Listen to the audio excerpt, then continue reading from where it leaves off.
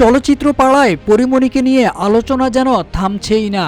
বিতর্কের লেশ লেগেই আছে তাকে নিয়ে। অবশেষে সত্যি হলো পরীমনি সাদির প্রেমের গুঞ্জন। সম্প্রতি এক মামলায় ঢাকায় চিত্রনায়িকা পরীমনির বিরুদ্ধে গ্রেপ্তারি পরোয়ানা জারি হয়। তখন আদালতে নায়িকার জামিনদার হিসেবে দেখা যায় এক তরুণকে। এ যেন ফিল্মি কায়দায় নায়ক এসে নায়িকার সামনে হাজির তাকে উদ্ধার করার জন্য। এরপর নায়িকা পরীমনির সঙ্গে নিয়মিতই দেখা মিলত তার। প্রশ্ন উঠে পরীমনির সাথে থাকা সেই তরুণের পরিচয় নিয়ে।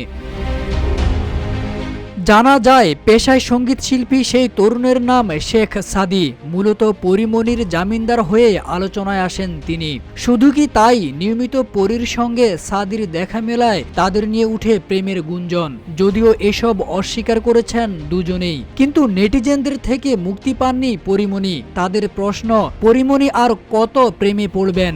আর কত শরীফুল পরীর জীবনে আসবে আর যাবে? এবার কি পরীমনি থামবে না?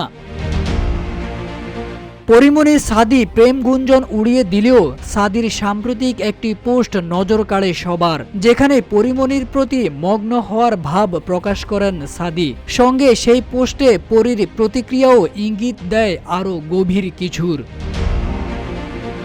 নিজের ভেরিফাইড ফেসবুকে কিছু ছবি প্রকাশ করেন সাদি, আর ছবিগুলোর ক্যাপশনে লিখেন দুটি ইংরেজি বাক্য, যার বাংলা অর্থ দাঁড়ায়, মেয়েদের আর ভালো লাগে না, আমি পরীর যোগ্য।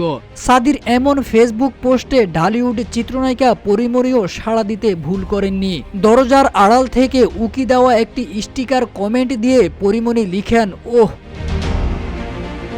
এরপর থেকে ফের প্রেম জল্পনা পরী সাদিকে নিয়ে। সাদির পোস্টে অনুরাগীদের মন্তব্য ছিল এমন, দুজনের জন্যই অনেক ভালোবাসা রইল। আরেকজন লিখেন, আমাদের সন্দেহ ঠিক ছিল। অপরজন লিখেন, আগেই ধারণা করেছিলাম, আর আজকে একদম স্পষ্ট হয়ে গেল। এখন দেখার বিষয় পরীর জীবনে শেখ সাদি কতদিন টিকে।